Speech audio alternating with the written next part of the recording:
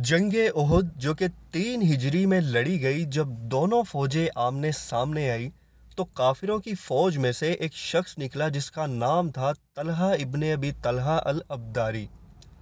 یہ قریش مکہ کا flag bearer تھا، علم بردار تھا، اور علم بردار جو ہوا کرتے تھے جنگوں کے اندر یہ بہت ہی زیادہ طاقتور مانے جاتے تھے، یہ عام جنگجوؤں کی طرح نہیں ہوتے تھے، ٹھیک ہے۔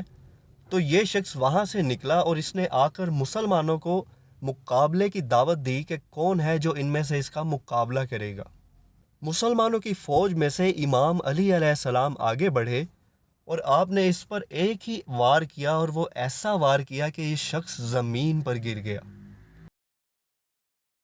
تو جب یہ شخص زمین پر گر گیا، امام علی علیہ السلام اس پر دوبارہ سے وار کرنے لگے تو آپ نے دیکھا کہ اس شخص کا سطر جو تھا وہ کھل گیا تھا، اس کی تھائز جو تھی وہاں سے اس کا کپڑا پھٹ کر ہٹ گیا تھا۔ تو امام علی علیہ السلام نے اپنا چہرہ مبارک دوسری طرف کر لیا۔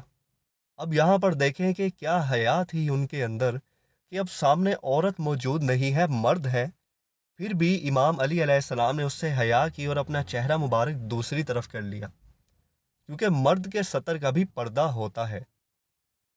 اور پھر اس شخص نے اپنا ہاتھ آگے بڑھا کر امام علی سے کہا کہ میں آپ سے رحم کی درخواست کرتا ہوں، آپ مجھے چھوڑ دیں۔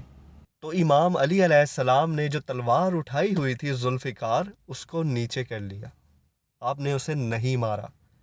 اب یہاں میں گارنٹی کے ساتھ کہہ سکتا ہوں کہ اگر امام علی کی جگہ کوئی اور شخص ہوتا تو وہ ضرور اس کو قتل کر دیتا، کوئی بھی ہوتا اگر۔ لیکن امام علی علیہ السلام جو ہے یہ اہل بیت میں سے ہیں، یہ اپنے نفس کے اوپر اللہ کے حکم کو ترجیح دیتے تھے۔ اہل بیت کبھی بھی اپنی ذاتی رنجشوں کی وجہ سے خون نہیں بہاتے تھے، ان کے اندر شفقت ہوتی تھی اور یہ معاف کر دیتے تھے۔ اب آپ دیکھیں ایک شخص جو اللہ کے نبی کا تربیت یافتہ ہو، جو بچپن سے ہی رسول اللہ کے ساتھ رہا ہو، تو اس کی طبیعت میں بھی شفقت اور رحمت پائی جائے گی، اس میں کوئی شک نہیں ہے۔ تو امام علی علیہ السلام نے اسے چھوڑ دیا اور وہیں اس کے پاس کھڑے رہے جب تک کہ اس کے ساتھی آ کر اس کو اٹھا کر لے نہیں گئے۔ اب آپ دیکھیں یہاں سے آپ کو پتہ چلتا ہے کہ کس قدر دلیری اور بہادری تھی ان میں، کہ اگر ان کے ساتھی آ رہے ہیں اس کو اٹھانے کے لیے تو وہ امام علی پر حملہ بھی کر سکتے تھے۔ اگر کوئی اور جنگجو ہوتا تو وہ ضرور چلا جاتا، تھوڑا پیچھے چلا جاتا کہ یہ لوگ آ رہے ہیں اپنے ساتھی کو اٹھانے تو کہیں یہ مجھ پر حملہ نہ کر دیں۔ امام علی وہیں موجود رہے، کیونکہ کس کی جرت تھی کہ شیر خدا کے اوپر اس کو دیکھتے ہوئے اس پر حملہ کرتا۔ یہی وجہ تھی کہ سیدنا امام علی علیہ السلام کو نماز کے دوران شہید کیا گیا تھا، ان پر نماز کے دوران زخم لگایا گیا تھا، کیونکہ انہیں سامنے سے مارا نہیں جا سکتا تھا۔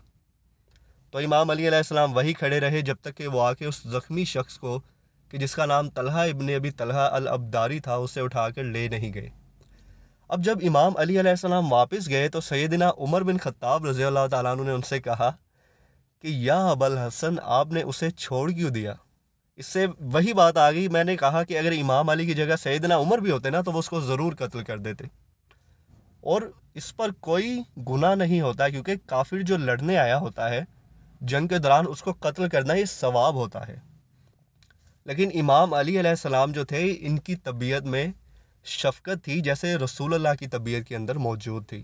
تو سیدنا امام علی علیہ السلام نے فرمایا یا عمر، اس کا سطر کھل گیا تھا اور پھر اس نے مجھ سے رحم کی درخواست بھی کی، تو مجھے شرم آ گئی، مجھے حیا آ گئی، اس لیے میں نے اسے چھوڑ دیا۔